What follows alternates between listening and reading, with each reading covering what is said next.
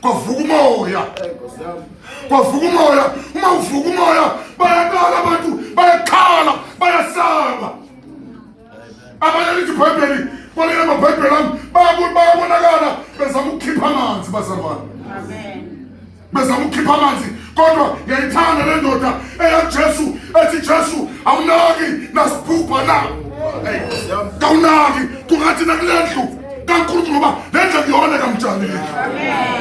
It was a pity kwasuka umtshali wangena umtshali asazi uba nozongena. Thina sikhonzi bazalela kodwa sezwe sikude ukuthi noma umtshali angenile bakhona abangamuhli kahle.